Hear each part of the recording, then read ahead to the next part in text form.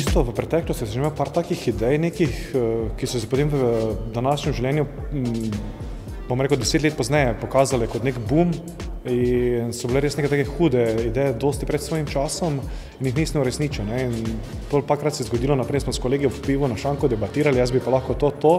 In tukaj sem si rekel, zdaj pa pač je čas, da eno od teh idej realiziram, da ne bo samo zopet tistega, čez par let, ja, to sem že jaz imel idejo, pa me nekdo drugi prehitev.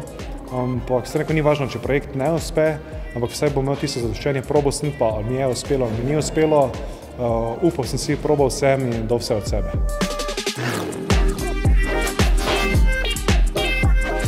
Ja, mi razvoj v bistvu podredimo zahtevam naših kupcev.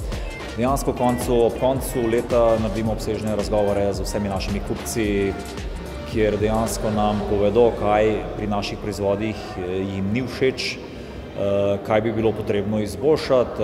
Vse te zadeve se zberejo v enem zapisu in potem gre naš, bom rekel, en ožji del ekipe gre preko teh pobud in naredimo prioritete, katere bomo šli, katere ne bomo šli izboljšave.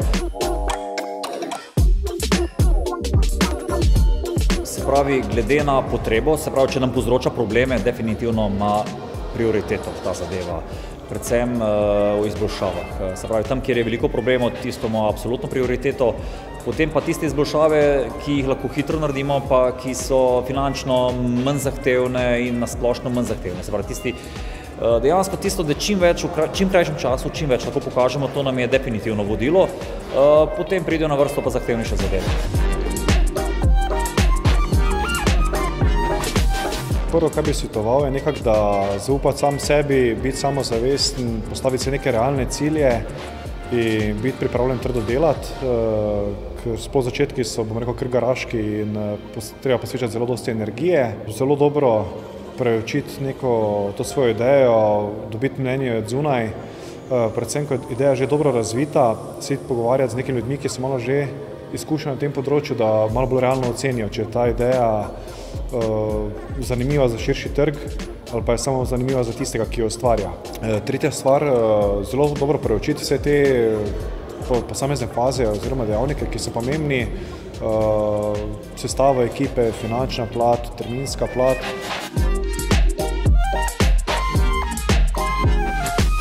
Definitivno je na prvem mestu velika vlaganja v tehnološki razvoj, se pravi v tehnologijo.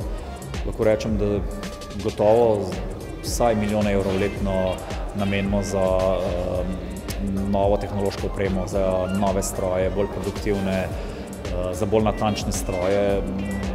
Brez vlaganj dejansko to ne gre. Poskušamo biti dobri.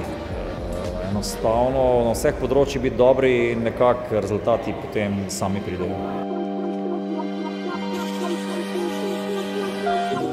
Čim prej je treba mlade dati v ogenj in jim čim prej dati priložnost, ne pa čakati, da bo ne vem na kaj, da bo rato popoln, da bo vse znal. Osebno mislim, čim prej, tem boljš, pa jim potem pomagati. Tako je bil v mojem primeru in mislim, da je bilo zelo korektno in da smo zelo dobro to sprejeli.